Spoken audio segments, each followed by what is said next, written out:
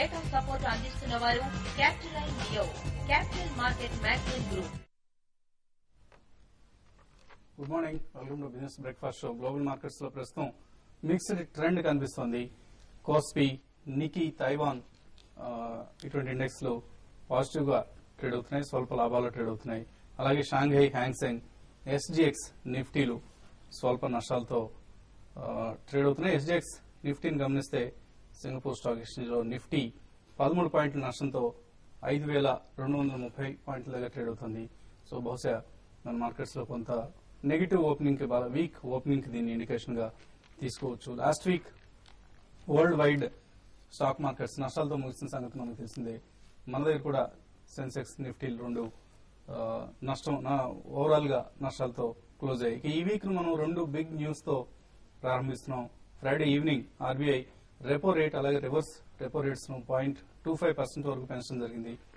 మరొక 0.25% interest rates పెరిగే అవకాశం ఉంది అని నెక్స్ట్ క్రెడిట్ పాలసీలో బహుశా ఆర్బీఐ పెంచుతుంది అని అనలిస్ట్ ఎక్స్పెక్ట్ చేస్తున్నారు. సో ఈ రెండు న్యూస్ ను ఆల్రెడీ మార్కెట్ వీకెండ్ లో డైజెస్ట్ చేసుకుంది. అలాగే రెండవ ప్రధాన వార్త Reliance Natural Resources, RNRL, Reliance Power, ఈ రెండు కంపెనీల మెర్జర్ కి సంబంధించిన వార్త. సో ఎటువంటి కోర్ బిజినెస్ యాక్టివిటీ లేకుండానే కేవలం గ్యాస్ ట్రేడింగ్ పైనే ఆశలతో లిస్ట్ అయిన ఆర్ఎన్ఆర్ఎల్ కు ఇది సహేతుకమైన ఫినిషింగ్ గానే భావించాలి మనం. ఆర్ఎన్ఆర్ఎల్ పై ఆర్ పవర్ తో మెర్జ్ అవుతోంది. సో ప్రతి 4 ఆర్ఎన్ఆర్ఎల్ షేర్స్ కు ఒక రిలయన్స్ పవర్ షేర్ ని ఇవ్వాలని నిన్న జరిగిన బోర్డు మీటింగ్స్ లో నిర్ణయించారు. సో బహుశా ఇవాళ మనకు ఆర్ఎన్ఆర్ఎల్ ప్రైస్ లో ఈ మేరకు కరెక్షన్ వచ్చే అవకాశం కనిపిస్తోంది. అలాగే ఆర్ పవర్ కొద్దిగా బహుశా పైకి వెళ్లే అవకాశం కూడా కనిపిస్తోంది. ఇక జూన్ 21 నుంచి మార్కెట్ లో మనం ఇంటర్మీడియట్ డౌన్ ట్రెండ్ లో ఉన్నాం. సో ఈ ట్రెండ్ కొనసాగుతుందా లేదా ఇక్కడ నుంచి ఏదైనా ఇంటర్మీడియట్ అప్ ట్రెండ్ లాంటిది వస్తుందా, ఇవన్నీ ఈ వారానికి సంబంధించిన ప్రధానమైన ప్రశ్నలు. ఐపీఓ మార్కెట్ లో వాటి నుంచి హిందుస్థాన్ మీడియా వెంచర్స్ ఇష్యూ ప్రారంభమవుతోంది. సో 162 నుంచి 175 రూపాయల ప్రైస్ బ్యాండ్ తో షేర్స్ ను ఆఫర్ చేస్తున్న ఈ సంస్థ హిందుస్థాన్ టైమ్స్, హెచ్టీ మీడియా అని మనకు తెలిసిందే. హిందుస్థాన్ టైమ్స్ గ్రూప్ కు చెందిన company. So Hindi news paper market లో థర్డ్ లార్జెస్ట్ పబ్లికేషన్ హిందుస్థాన్ అనే ఒక న్యూస్ పేపర్ ను ఈ హిందుస్థాన్ మీడియా వెంచర్స్ ప్రచురిస్తోంది. సో ఇదే రంగంలో పనిచేస్తున్న జాగరణ్, ప్రకాశన్ అలాగే డీబీ కార్పొరేట్ సంస్థలు ఈ మధ్య లిస్ట్ అయిన సంగతి మనకు తెలిసిందే.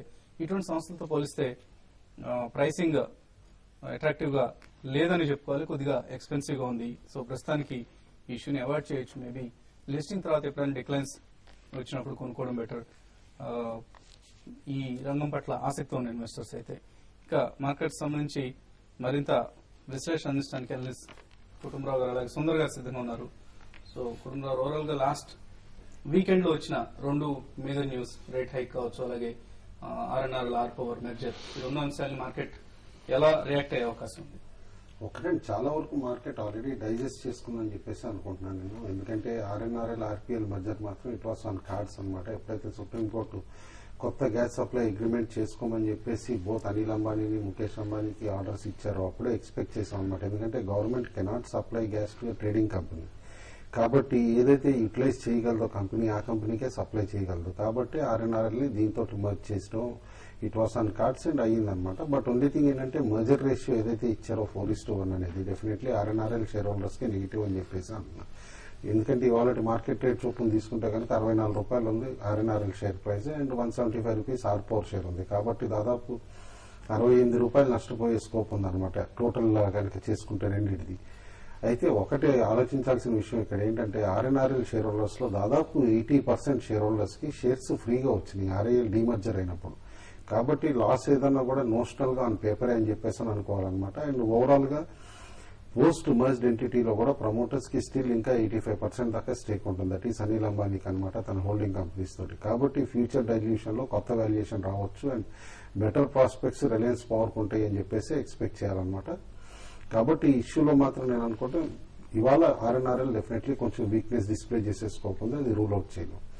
ఇటు ఆర్బీఐ పాలసీ రేట్ హైక్ చూస్తే కనుక ఇట్ వాస్ ఆన్ కార్డ్స్. ఎందుకంటే ఇన్ఫ్లేషన్ డెఫినెట్ గా టేమ్ చేయాలి, డెఫినెట్లీ కంట్రోల్ చేయాలి అని చెప్పేసి లాస్ట్ 2 వీక్స్ నుంచి నాయిస్ లెవెల్ కూడా బాగా పెరుగుతోంది. ఎందుకంటే గ్రోత్ ని సాక్రిఫైస్ చేసిన ఇన్ఫ్లేషన్ ని కంట్రోల్ చేయకపోతే కనుక కన్జంప్షన్ డ్రివెన్ ఎకానమీ కాబట్టి మంది అది సఫర్ అయ్యే స్కోప్ ఉంది అని చెప్పేసి అందరూ అనుకున్నదేనమాట. కాబట్టి ఆర్బీఐ పెంచింది అహెడ్ ఆఫ్ కర్వ్ అని చెప్పేసి అనుకుంటే జూలై 27th ఇప్పుడైతే కనుక మానిటరీ పాలసీ రివ్యూ ఉంటుంది, అప్పుడు అనదర్ హైక్ వచ్చినా కూడా సర్ప్రైజ్ కాకూడదు.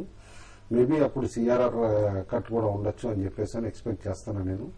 డెఫినెట్లీ అప్పుడు సిఆర్ఆర్ చేంజెస్ వస్తే గనక డెఫినెట్లీ మార్కెట్ అప్పుడు కాస్త ఎక్కువ అగ్రెసివ్ గా రియాక్ట్ అవుతుంది. ఎందుకంటే యాజ్ ఆఫ్ నో ఈ రేట్ హైక్ ఏదైతే చేశారో ఇది మాత్రం చాలా mild and market can easily digest it అని చెప్పేసి అనుకోండి.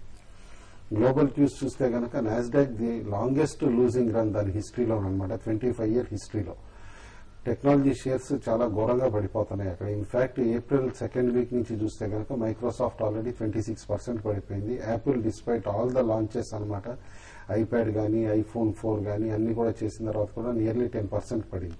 దాని ఇంపాక్ట్ గ్లోబల్లీ అన్ని టెక్నాలజీ షేర్స్ పైన కూడా కనిపిస్తుంది. మన దగ్గర కూడా head of Infosys results already technology stocks week out అని చూసాం. కాబట్టి టెక్నాలజీ స్టాక్స్ లో రివైవల్ అంటూ స్టార్ట్ అయితేనే మార్కెట్స్ కాస్త కుదుట పడతాయి అండ్ బ్రాడర్ అప్ ట్రెండ్ రావచ్చు అని అనుకుంటున్నా. Till then otherwise range bound last 3-4 months లో ఏదైతే చూసామో broad trading range closer to 4.9 వస్తే బయింగ్, క్లోజర్ టు 5.4 వస్తే సెల్లింగ్ అనేది ఎమర్జ్ అవుతుంది. ఇవాళ ఇంట్రాడే ప్యాటర్న్ లో మాత్రం బిలో 5240 మార్కెట్స్ వీక్ అని చెప్పేసి అనుకోవాలి. 5180 మేజర్ సపోర్ట్ లెవెల్ ఉంది. ఆన్ అప్ సైడ్ మాత్రం స్ట్రాంగ్ రెసిస్టెన్స్ 5260, 5280 మధ్యలో ఉంటుందని చెప్పేసి ఓకే అండి. సో సుందర్ గారు ఓవరాల్ గా